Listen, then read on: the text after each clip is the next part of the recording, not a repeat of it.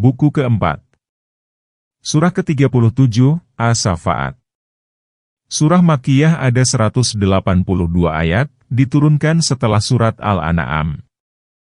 Dengan nama Allah yang Maha Pemurah lagi Maha Penyayang.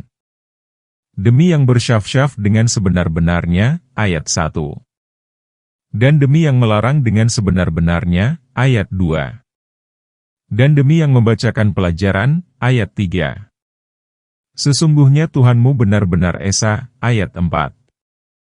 Tuhan langit dan bumi dan apa yang berada di antara keduanya dan Tuhan tempat-tempat terbit matahari, ayat 5. Imam Nasai meriwayatkan bahwa Abdullah bin Umar berkata, Rasulullah memerintahkan kami agar mengimami sholat dengan ringan, dan beliau sendiri pernah mengimami kami dengan membaca surah As-Safaat. Hanya diriwayatkan oleh Imam Nasai. Sufyan Ats-Tsauri meriwayatkan bahwa Abdullah bin Mas'ud berkata, demi yang bersyaf-syaf dengan sebenar-benarnya, yang bersyaf-syaf ialah malaikat. Dan demi yang melarang dengan sebenar-benarnya, yang melarang ialah malaikat. Dan demi yang membacakan pelajaran, yang membacakan pelajaran ialah malaikat juga. Imam Muslim meriwayatkan dari Hudzaifah bahwa Rasulullah bersabda, kita dilebihkan dari umat manusia lainnya dengan 3 perkara, yakni syaf kita telah diatur seperti syaf para malaikat, bumi kita seluruhnya telah dijadikan sebagai masjid, dan tanahnya dapat kita jadikan untuk bersuci bila kita tidak mendapatkan air. Selanjutnya telah diriwayatkan pula oleh Imam Muslim, Abu Dawud, Nasai dan Ibnu Majah dari Jabir bin Samurah, dia berkata, Rasulullah bersabda, mengapa kalian tidak mengatur barisan sebagaimana barisan para malaikat di hadapan Tuhannya?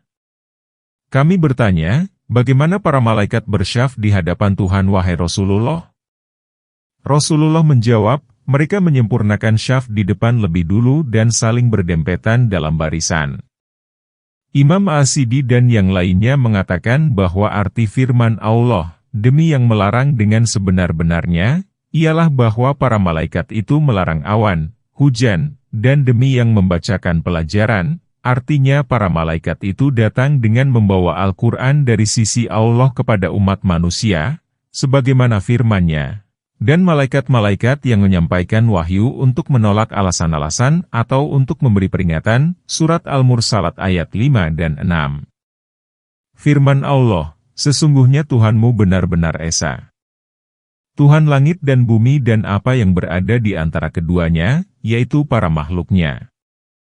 Dan Tuhan tempat-tempat terbit sinar, maksudnya dialah Raja yang mengatur urusan makhluknya dengan menundukkan semua yang terdapat di sana, yaitu benda-benda langit yang muncul dari timur kemudian tenggelam di barat. Dalam ayat ini hanya disebutkan timur sebab dengan menyebutkan timur tentunya menunjukkan pula adanya barat, sebagaimana firman-Nya, maka sekali-kali tidak.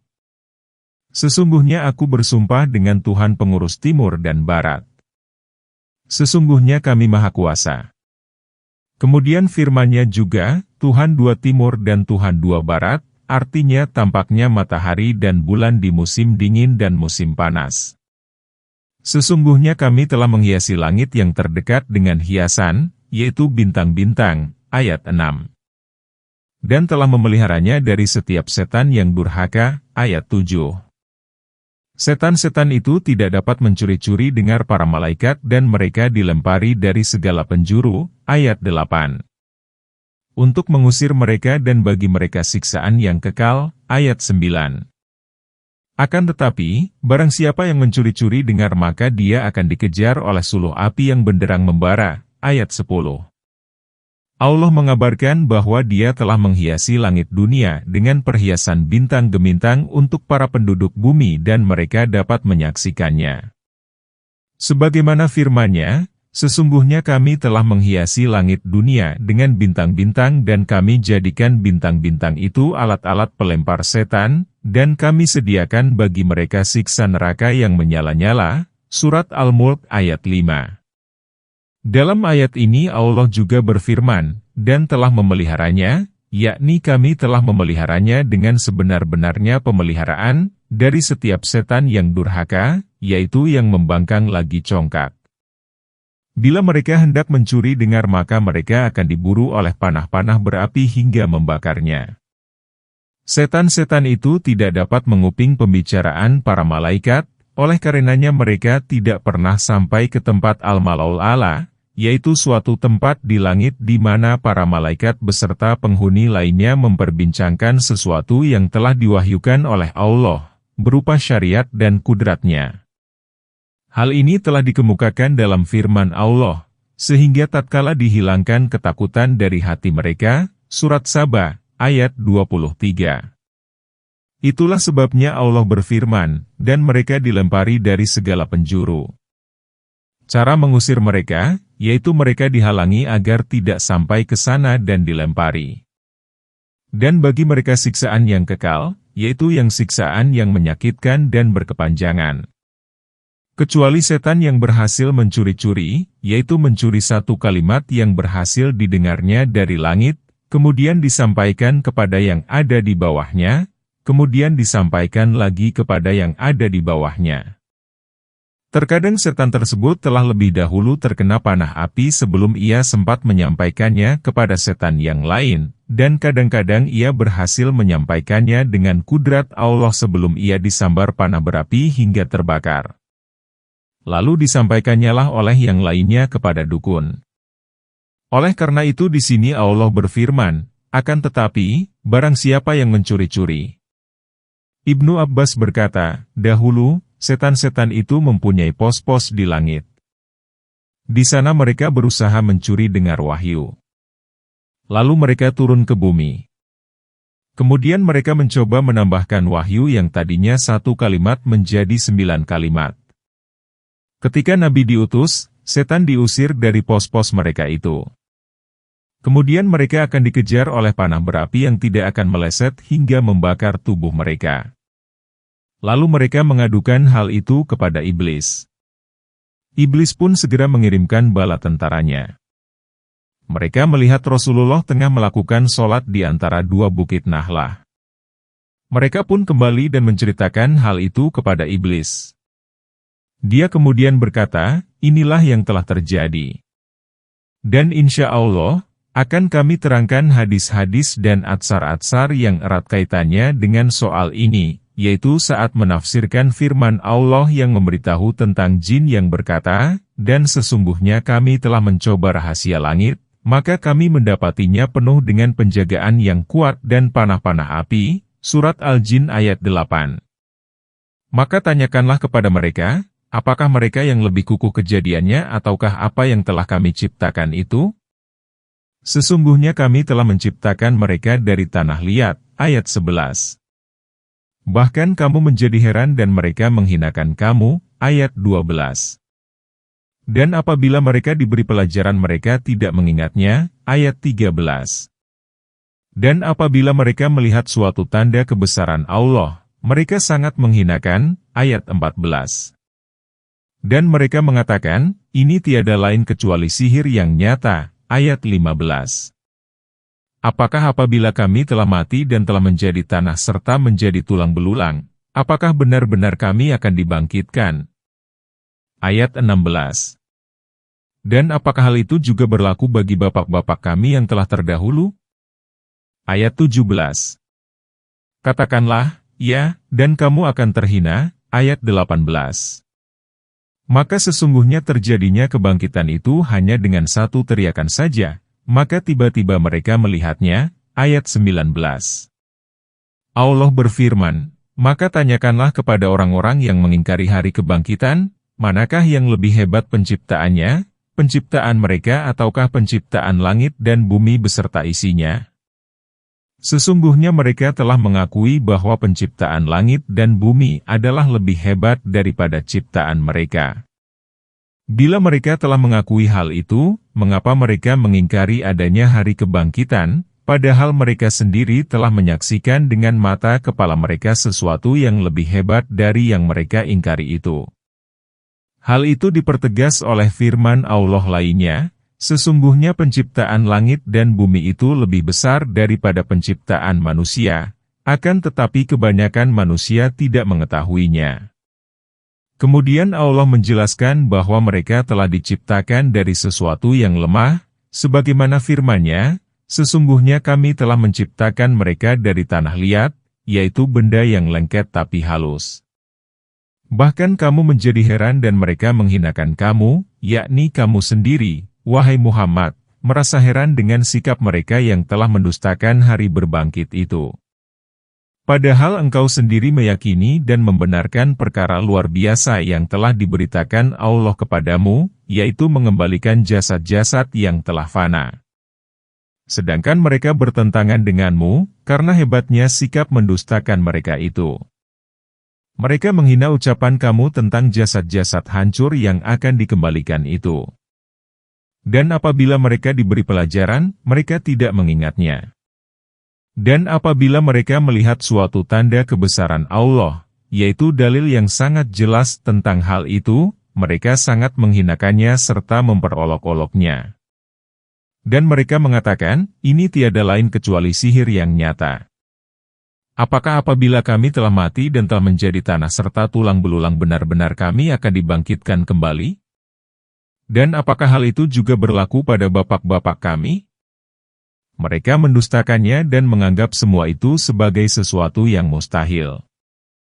Katakanlah, ya, dan kamu akan terhina. Benar, kamu semua akan dibangkitkan kembali dan kamu akan menjadi orang-orang terhina. Ayat ini seperti firman Allah, dan masing-masing akan datang kepadanya dalam keadaan terhina. Kemudian Allah berfirman, maka sesungguhnya kebangkitan itu hanya dengan satu ucapan saja, maka tiba-tiba mereka melihatnya. Artinya, hari kebangkitan itu cukup dengan satu perintah saja darinya. Dia menyeru mereka sekali saja agar keluar dari bumi, maka mereka pun sudah berdiri di hadapannya dan melihat suasana hari kiamat yang sangat mengerikan. Wallahu alam. Dan mereka berkata, aduhai celakalah kita. Inilah hari pembalasan, ayat 20. Inilah hari keputusan yang kamu selalu mendustakannya, ayat 21. Kumpulkanlah orang-orang yang zalim beserta teman sejawat mereka dan sembahan-sembahan yang selalu mereka sembah, ayat 22. Selain Allah, maka tunjukkanlah kepada mereka jalan ke neraka, ayat 23. Dan tahanlah mereka karena sesungguhnya mereka akan ditanya, ayat 24. Mengapa kamu tidak tolong-menolong? Ayat 25. Bahkan mereka pada hari itu menyerah diri, ayat 26. Allah mengabarkan tentang bagaimana posisi orang-orang kafir di hari kiamat nanti, bagaimana mereka akan mencela diri mereka sendiri karena kezaliman mereka selama hidup di dunia. Hal itu dilakukan oleh mereka ketika menyaksikan suasana hari kiamat yang sangat mengerikan, mereka kemudian menyesal dikala penyesalan tidak ada lagi manfaatnya. Dan mereka berkata, aduhai celakalah kita. Inilah hari pembalasan. Maka para malaikat dan orang-orang yang beriman akan mengatakan kepada mereka, inilah hari keputusan yang selalu kamu dustakan. Perkataan ini sebagai sindiran dan teguran kepada orang-orang kafir itu. Kemudian Allah Ta'ala memerintahkan kepada para malaikat agar memisahkan orang-orang beriman dari orang-orang kafir di padang mahsyar. Sebagaimana disebutkan dalam firman-Nya, kumpulkanlah orang-orang yang zalim beserta pasangan mereka. Nu'man bin Bashir mengatakan, yang dimaksud dengan pasangan-pasangan mereka di sini adalah orang-orang yang sama kelakuannya dengan mereka. Hal senada dijelaskan pula oleh Ibnu Abbas dan beberapa orang tabi'in. Katanya, orang-orang kafir itu kelak akan dikumpulkan bersama sembahan-sembahan mereka, baik berupa patung-patung maupun sesuatu yang telah mereka jadikan pesaing Allah lainnya di tempatnya masing-masing. Firman Allah, maka tunjukkanlah kepada mereka jalan menuju neraka. Maksudnya, tuntunlah orang-orang kafir itu ke jalan neraka jahanam. Selanjutnya Allah juga berfirman, dan tahanlah mereka karena sesungguhnya mereka akan ditanya. Yakni, tahanlah mereka, sesungguhnya mereka akan dihisab tentang perbuatan dan ucapan yang telah mereka lakukan selama hidup di dunia. Ibnu Abi Hatim telah meriwayatkan dari Anas bin Malik bahwa Rasulullah bersabda, siapa saja yang menyeru kepada suatu perkara, maka dia akan berdiri bersamanya di hari kiamat nanti. Dia tidak akan ditinggalkan dan dijauhi, walaupun ada seseorang yang memanggil dirinya. Kemudian Rasulullah membacakan ayat, dan tahanlah mereka karena sesungguhnya mereka itu akan ditanya, hadis Tirmidzi. Hadis ini pun diriwayatkan oleh Tirmidzi dan Ibnu Jarir. Kemudian akan dikatakan kepada mereka dengan nada menegur dan menghardik, mengapa kamu tidak tolong-menolong? Mengapa kamu tidak saling tolong-menolong sebagaimana yang pernah kamu lakukan di dunia? Bahkan mereka pada hari itu berserah diri, yaitu tunduk patuh kepada perintah Allah. Mereka tidak kuasa lagi menyalahinya dan tidak kuasa lagi membangkangnya. Wallahu alam. Sebagian dari mereka menghadap kepada sebagian yang lain dengan berbantah-bantahan, ayat 27. Mereka berkata, sesungguhnya, kamulah yang datang kepada kami dari kanan, ayat 28. Mereka menjawab, sebenarnya kamulah yang tidak beriman, ayat 29. Dan sekali-kali kami tidak berkuasa terhadapmu, bahkan kamulah kaum yang melampaui batas, ayat 30. Maka pastilah putusan Tuhan kita menimpa atas kita, sesungguhnya kita akan merasakannya, ayat 31. Maka kami telah menyesatkan kamu, sesungguhnya kami adalah orang-orang yang sesat, ayat 32. Maka sesungguhnya, mereka pada hari itu bersama-sama dalam azabnya, ayat 33. Sesungguhnya, demikianlah kami berbuat terhadap orang-orang yang berbuat jahat, ayat 34.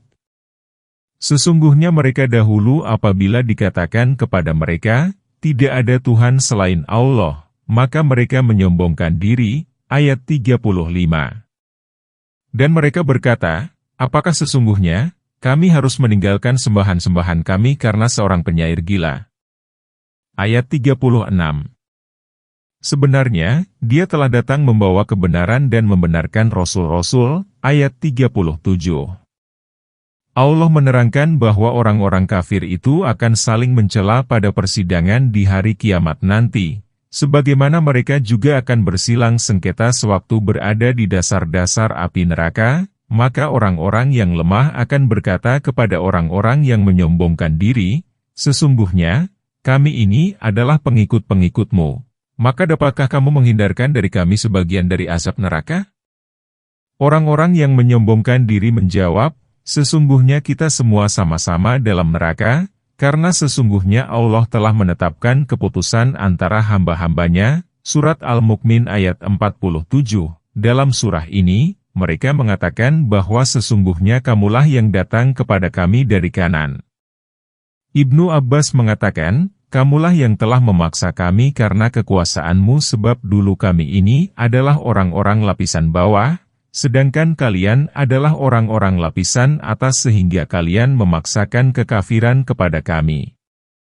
Ayat di atas seperti firman Allah. Bahkan berbuat makar di malam dan siang hari, ketika kalian semua memerintahkan kami untuk kufur kepada Allah dan menjadikan baginya saingan-saingan. Dan mereka memperlihatkan penyesalan ketika melihat siksa. Mereka, yaitu orang-orang yang menyombongkan diri itu, menjawab, sebenarnya kamulah yang tidak beriman. Yakni, persoalannya tidaklah seperti yang kalian katakan itu, akan tetapi kalbu kalianlah yang memang tidak mau beriman, bahkan lebih menerima kekufuran dan kemaksiatan. Dan sekali-kali kami tidak berkuasa terhadapmu. Yakni, kami tidak mempunyai alasan yang kuat tentang sesuatu yang telah kami serukan kepada kalian itu, bahkan kamulah kaum yang melampaui batas, yaitu melanggar batas-batas kebenaran yang telah ditentukan oleh Allah. Itulah sebabnya kamu menerima ajakan kami, lalu kamu meninggalkan kebenaran dan menentang para utusan Allah. Maka pastilah putusan Tuhan kita menimpa atas kita, sesungguhnya kita akan merasakan. Maka kami telah menyesatkan kamu, sesungguhnya kami adalah orang-orang yang sesat. Maksudnya, maka kami mengajak kamu kepada sesuatu yang menjadi pegangan kami, lalu kamu menerimanya. Allah berfirman, maka sesungguhnya mereka pada hari itu bersama-sama dalam azab. Maksudnya, mereka semua berada di dalam neraka. Masing-masing akan menerima siksaan yang setimpal. Sesungguhnya demikianlah kami berbuat terhadap orang-orang yang berbuat jahat. Sesungguhnya mereka dahulu, apabila dikatakan kepada mereka, tidak ada Tuhan selain Allah, maka mereka menyombongkan diri, yaitu tidak mau mengatakan kalimat itu. Maksudnya, mereka tidak mau mengatakan apa yang telah diucapkan oleh orang-orang yang beriman. Dan mereka berkata, apakah sesungguhnya kami harus meninggalkan sembahan-sembahan kami karena seorang penyair gila? Yang mereka maksud dengan penyair gila adalah Rasulullah. Kemudian Allah berfirman untuk membantah dan membuktikan kebohongan mereka itu, sebenarnya, ia telah datang membawa kebenaran, yaitu ia bukanlah seorang penyair dan tidak pula gila, bahkan ia telah datang dengan membawa kebenaran, yang dengan kebenaran itulah aku mengutusnya. Dan membenarkan rasul-rasul yang telah memberitahukan tentang sifat-sifatnya yang terpuji dan agamanya yang lurus dalam kitab-kitab samawi yang terdahulu. Dan keberadaan Rasulullah itu adalah seperti yang telah mereka beritahukan itu, berupa kejujuran, amanah, dan jalan lurus yang selalu dijalaninya dalam berdakwah kepada Allah yang tinggi kudratnya dan besar keagungannya. Sesungguhnya kamu pasti akan merasakan azab yang pedih, ayat 38. Dan kamu tidak diberi pembalasan melainkan terhadap kejahatan yang telah kamu lakukan, ayat 39. Tetapi hamba-hamba Allah yang telah dibersihkan, ayat 40. Mereka itu memperoleh rezeki yang tertentu, ayat 41. Yaitu buah-buahan, sedang mereka adalah orang-orang yang dimuliakan, ayat 42. Di dalam surga-surga yang penuh dengan kenikmatan, ayat 43. Di atas tahta-tahta kebesaran berhadap-hadapan, ayat 44. Diedarkan kepada mereka gelas yang berisi hamar dari sungai yang mengalir, ayat 45. Putih bersih, sedap rasanya bagi orang-orang yang minum, ayat 46. Tidak ada dalam hamar itu alkohol dan mereka tidak mabuk karenanya, ayat 47. Di sisi mereka ada bidadari-bidadari yang tidak liar pandangannya dan jelita parasnya, ayat 48. Seolah-olah mereka adalah telur yang tersimpan dengan baik, ayat 49. Allah berfirman dengan menyapa umat manusia, sesungguhnya kamu pasti akan merasakan azab yang pedih. Dan kamu tidak diberi pembalasan melainkan terhadap kejahatan yang telah kamu lakukan. Tetapi Allah mengecualikan hamba-hambanya yang ikhlas, sebagaimana firman-Nya, setiap diri itu akan menanggung apa yang telah ia lakukan kecuali golongan kanan. Itulah sebabnya dalam surah ini Allah berfirman, kecuali hamba-hamba Allah yang telah dibersihkan, yaitu mereka tidak akan merasakan siksa yang pedih dan tidak akan dipersulit dalam hisab, bahkan bila mereka pernah melakukan kesalahan maka kesalahan mereka itu akan dimaafkan. Dan kebaikan mereka akan dibalas dengan 10 hingga 7 kali lipat. Bahkan sampai berlipat-lipat atau lagi sesuai dengan balasan yang dikehendaki oleh Allah. Selanjutnya Allah berfirman bahwa mereka itu memperoleh rezeki yang tertentu, yaitu surga. Kemudian Allah menjelaskan firman-Nya ini dengan ayat selanjutnya, yaitu buah-buahan yang bermacam-macam, sedang mereka adalah orang-orang yang dimuliakan, yaitu dilayani, disenangkan, dan dibiarkan merasakan kenikmatan.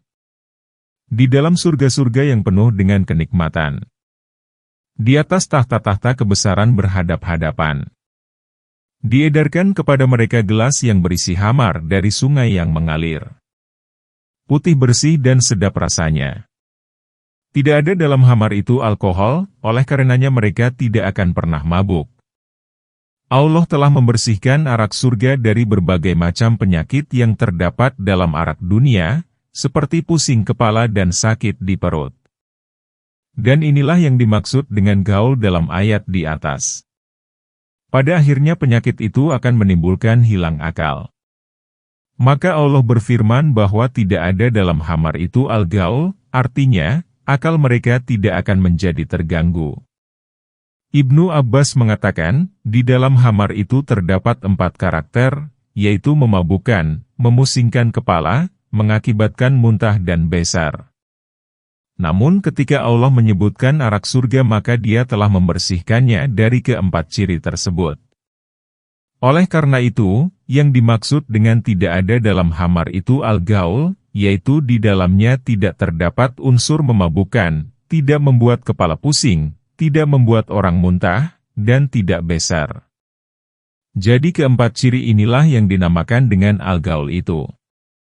Selanjutnya, Allah berfirman, di sisi mereka ada bidadari-bidadari yang tidak liar pandangannya, yaitu wanita-wanita yang pandai menjaga kehormatan diri, tidak mengarahkan pandangan mereka kepada yang bukan pasangannya. Dan jelita parasnya, yaitu mata mereka sangat indah, penampilannya sangat cantik, pandai menjaga diri, takwa dan bersih. Seolah-olah mereka adalah telur yang tersimpan dengan baik. Allah menyifati mereka dengan bentuk tubuh dan penampilan yang elok dan warna kulit yang sangat mulus, bersih dan menawan di mana Allah menamsilkannya dengan bak telur yang tersimpan dengan baik. Cobalah perhatikan, sesungguhnya telur itu terlindung dengan baik oleh kulit luarnya yang tidak pernah tersentuh tangan secara langsung. Demikian pula dengan para bidadari itu belum pernah ada tangan yang menyentuhnya. Putihnya warna kulit mereka sangat lembut seperti putihnya telur, putih bersih dan sangat lembut. Asidi menafsirkan bahwa ayat tersebut seolah-olah mereka adalah telur yang tersimpan dengan baik dengan putihnya warna telur ketika kulit kerasnya dikupas. Penafsiran ini menjadi pegangan Ibnu Jarir, sebab Allah telah mengatakan, yang tersimpan dengan baik. Kulit telur bagian luar telah bersentuhan dengan sayap burung dan sarangnya, di samping dengan tangan-tangan manusia. Lain halnya dengan kulit bagian dalam. Wallahu alam. Ibnu Abi Hatim telah meriwayatkan dari Ummi Salamah, aku bertanya, wahai Rasulullah, terangkanlah kepadaku tentang firman Allah, seolah-olah mereka adalah telur yang tersimpan dengan baik. Rasulullah menjawab, kelembutan mereka seperti lembutnya kulit yang terdapat pada ujung bagian dalam telur, yang terletak setelah kulit bagian luar. Itulah yang disebut girkai, yaitu kulit yang bersentuhan dengan kulit telur yang keras atau putih telur yang biasa dimakan. Lalu sebagian mereka menghadap kepada sebagian yang lain sambil bercakap-cakap, ayat 50, berkatalah salah seorang di antara mereka, sesungguhnya aku dahulu mempunyai seorang teman, ayat 51. Yang berkata, apakah kamu benar-benar termasuk orang-orang yang membenarkan? Ayat 52. Apakah bila kita telah mati dan telah menjadi tanah dan tulang belulang kita benar-benar akan mendapatkan pembalasan? Ayat 53. Berkata pula ia, maukah kamu meninjau? Ayat 54. Maka dia meninjaunya, lalu dia melihat temannya itu di tengah-tengah neraka menyala-nyala. Ayat 55. Dia berkata, demi Allah, sesungguhnya kamu benar-benar hampir mencelakakanku. Ayat 56. Jikalau tidaklah karena nikmat Tuhanku pastilah aku termasuk orang-orang yang diseret. Ayat 57. Maka apakah kita tidak akan mati? Ayat 58.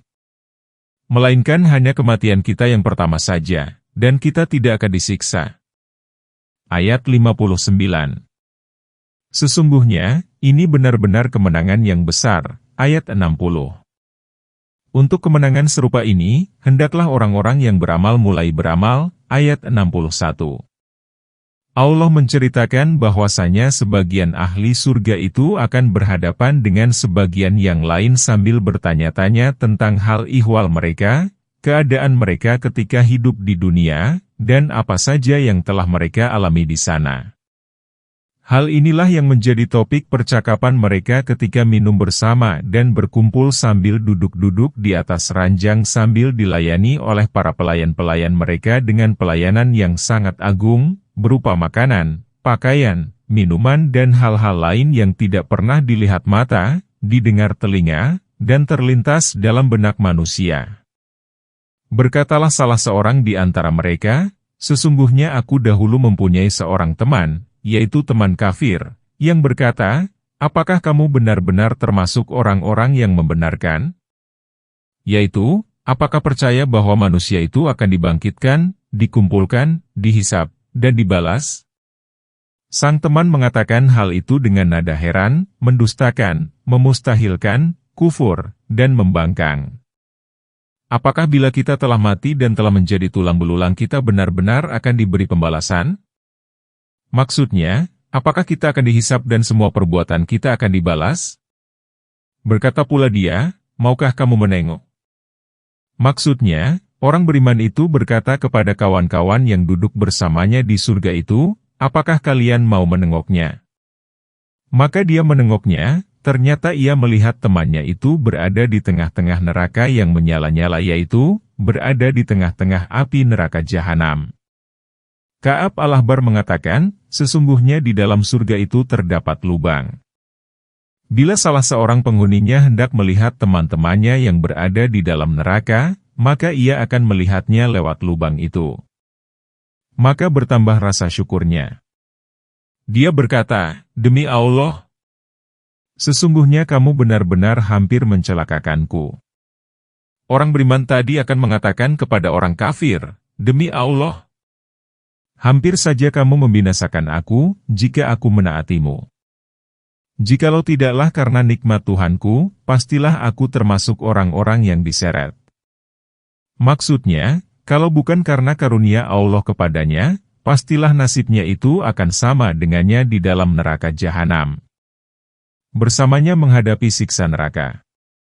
Akan tetapi, Allah Ta'ala telah memberikan karunia dan rahmat-Nya kepadaku sehingga Dia memberikan hidayah keimanan kepadaku dan membimbingku untuk mentauhidkannya. Dan kita tidak akan pernah berada di dalam petunjuk kalau Allah tidak memberikan petunjuk kepada kita. Selanjutnya Allah berfirman, bukankah kita tidak akan mati melainkan hanya kematian kita yang pertama saja, dan kita tidak akan disiksa.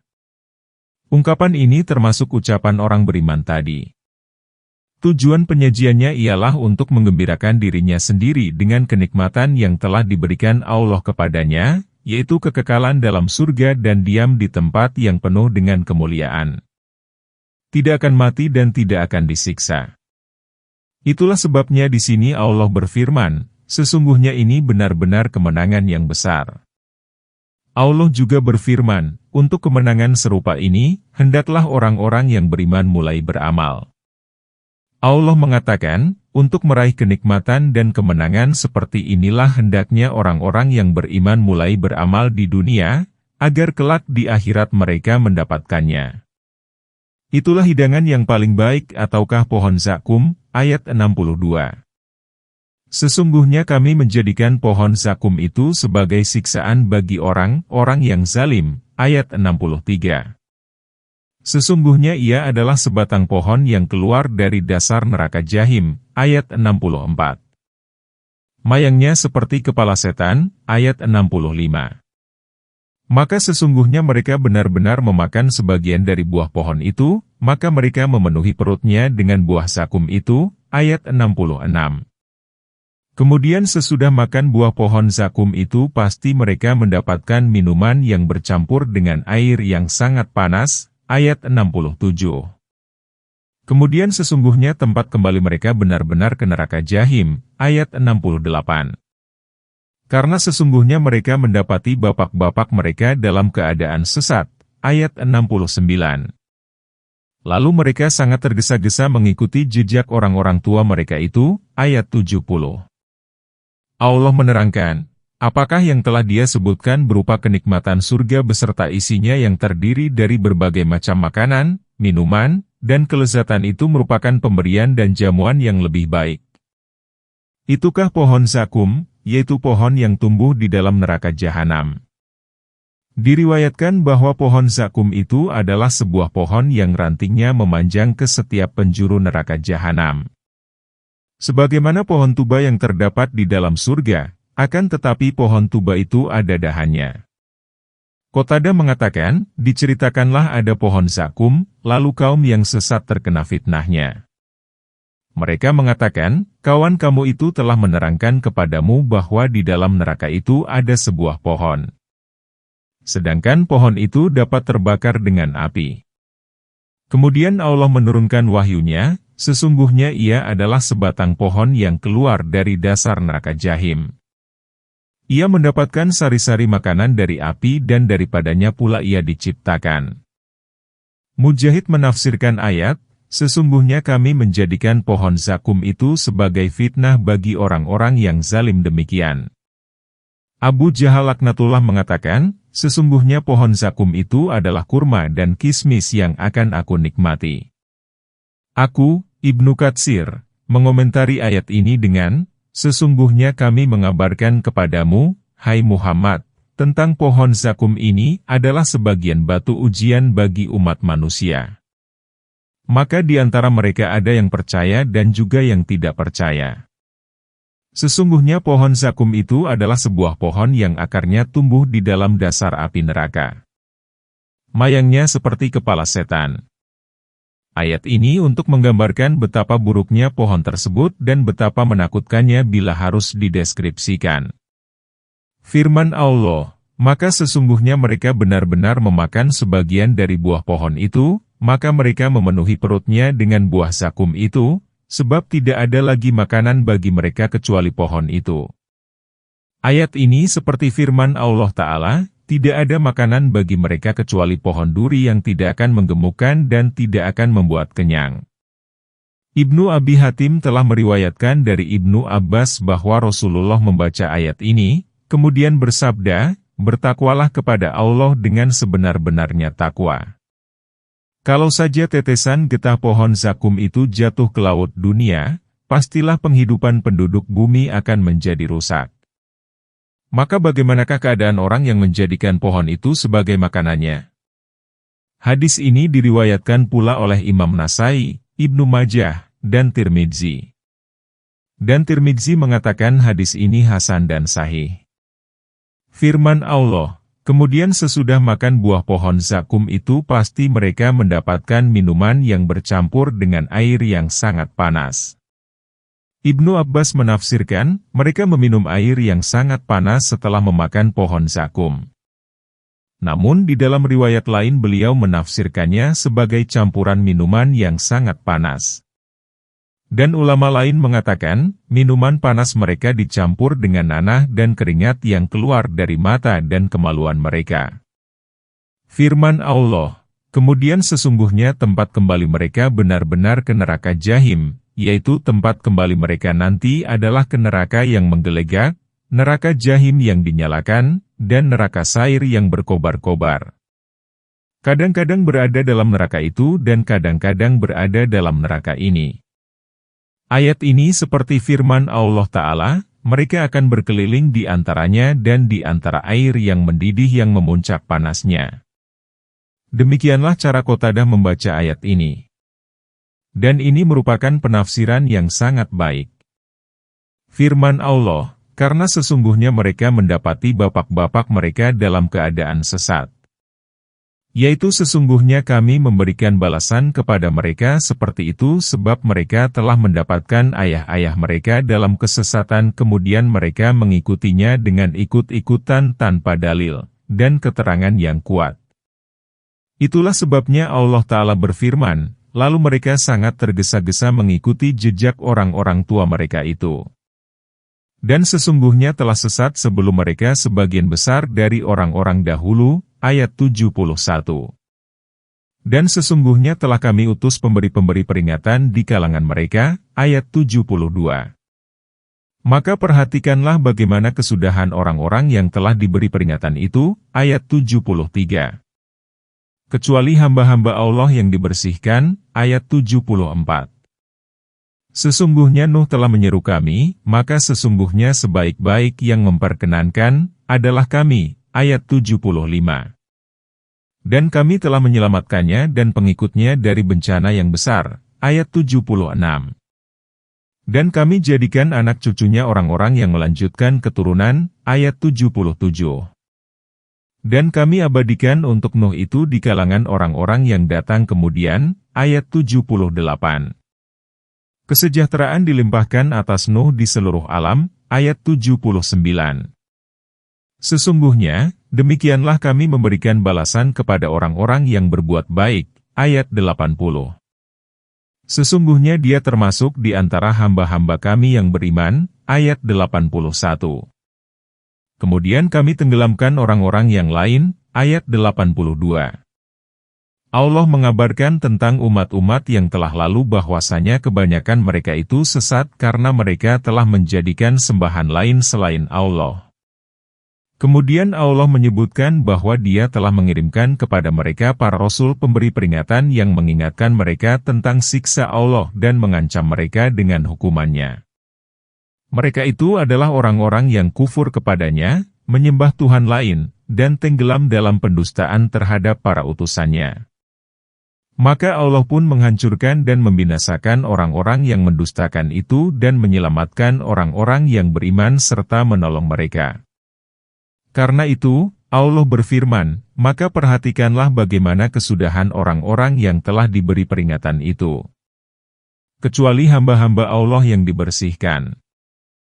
Setelah Allah menerangkan bahwa kebanyakan umat terdahulu itu sesat dari jalan keselamatan, maka mulailah Allah menerangkan hal itu. Mula-mula Dia menceritakan tentang Nuh dan pendustaan yang ia hadapi dari kaumnya, walaupun dia tinggal bersama mereka hampir 950 tahun lamanya. Mengajak mereka untuk mengabdi kepada Allah, akan tetapi mereka tidak ada yang beriman, melainkan hanya sedikit saja.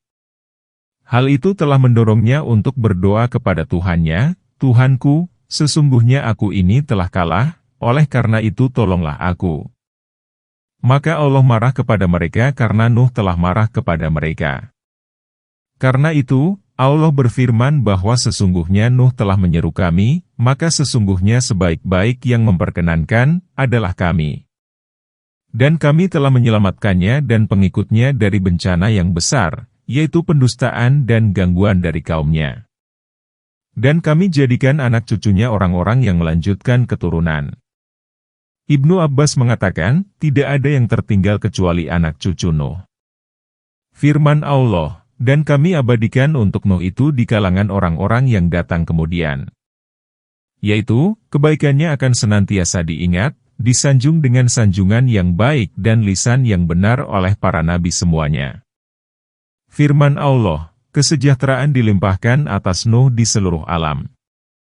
Sebagai tafsir terhadap ayat yang sebelumnya, yaitu kenang-kenangan yang baik dan sanjungan yang baik bahwa akan diucapkan salam kepadanya dari segenap penjuru dunia dan semua umat.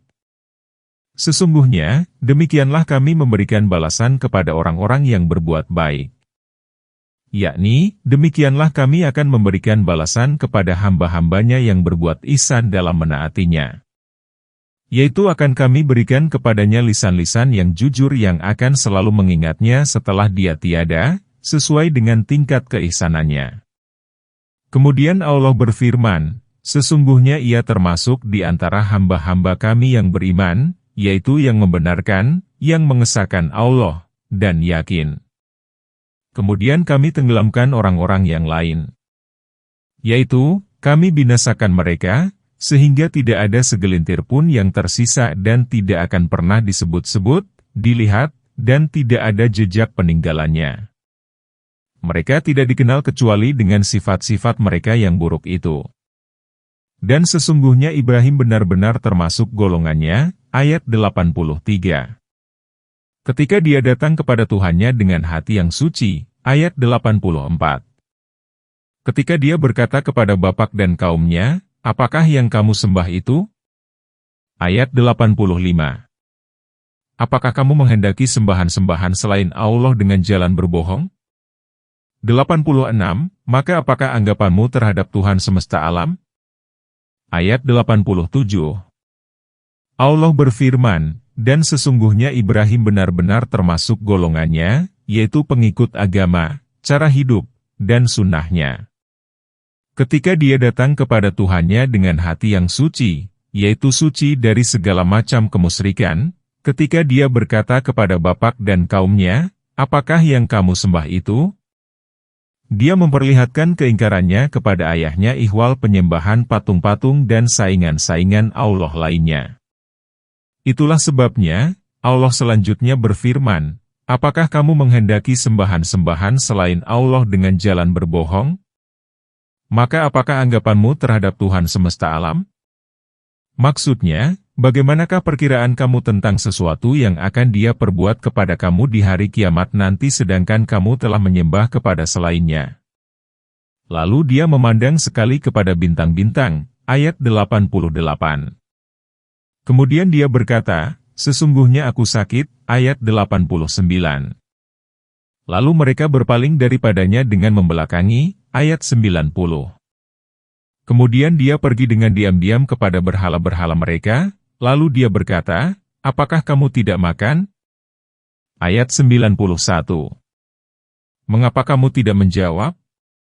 Ayat 92. Lalu dihadapinya berhala-berhala itu sambil memukulnya dengan tangan kanannya, ayat 93.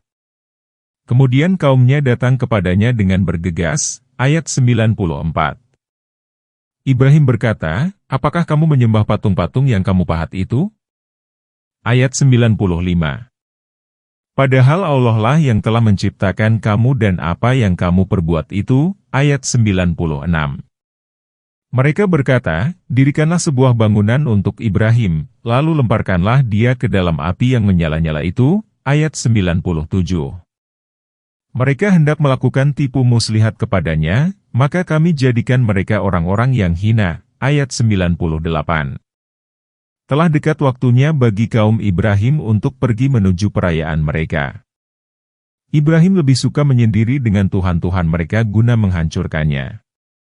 Kemudian dia mengatakan kepada mereka itu suatu ucapan yang pada kenyataannya adalah benar. Mereka sadar bahwa Ibrahim itu orang lemah, sesuai dengan keyakinan mereka. Lalu mereka berpaling daripadanya dengan membelakangi. Firman Allah, lalu Dia memandang sekali pandang ke bintang-bintang. Kemudian Dia berkata, sesungguhnya aku sakit. Qatadah mengatakan, orang Arab biasa mengatakan kepada orang yang sedang berpikir, ia melihat bintang. Maksudnya, dia mengarahkan pandangannya ke langit sambil berpikir tentang sesuatu guna mendapatkan ilham. Lalu Ibrahim mengatakan, sesungguhnya aku sakit. Maksudnya adalah lemah. Adapun berkenaan dengan hadis yang telah diriwayatkan oleh Ibnu Jarir dari Abu Hurairah bahwasanya Rasulullah bersabda, Ibrahim tidak pernah berdusta kecuali 3 kali. 2 kali berkenaan dengan zat Allah.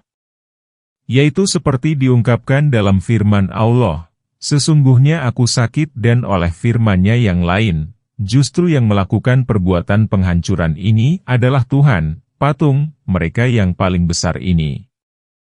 Dan 1 kali mengenai istrinya Sarah, ketika ia mengatakan, ia adalah saudariku, ini merupakan hadis yang dikeluarkan dalam kitab-kitab sahih dan kitab-kitab sunnah dari berbagai jalan. Akan tetapi, dusta di sini bukanlah dusta hakiki, yang menyebabkan pelakunya tercela. Sekali-kali bukan ini. Kata, dusta, dikenakan kepada masalah ini adalah untuk menunjukkan kebolehan penggunaannya saja. Ini hanya merupakan sindiran dalam ucapan dengan tujuan-tujuan yang dibenarkan syariat dan agama sebagaimana diterangkan dalam sebuah hadis. Sindiran-sindiran itu terlepas dari dusta. Tatkala Ibrahim mengatakan kepada mereka, sesungguhnya aku sakit. Lalu mereka berpaling daripadanya dengan membelakangi, mereka pun pergi meninggalkan Ibrahim. Lalu ia pergi ke tempat patung-patung itu berada dengan cepat dan sembunyi-sembunyi. Ketika masuk ke tempat itu, dia menjumpai makanan-makanan di hadapan berhala, sebagai sesajen demi mendapatkan keberkahan dari mereka. Berhala-berhala itu terdapat dalam ruangan yang sangat luas. Di tengah-tengahnya terdapat sebuah patung yang sangat besar. Di kedua sisinya terdapat patung-patung yang kecil-kecil.